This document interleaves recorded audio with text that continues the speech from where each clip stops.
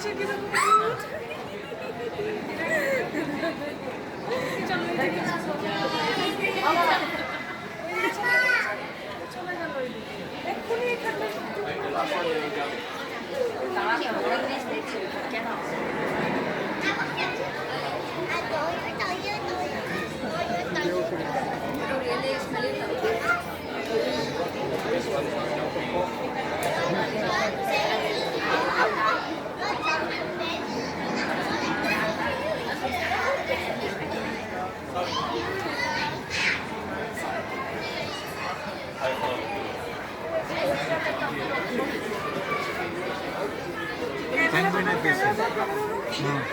দাঁড়া তাই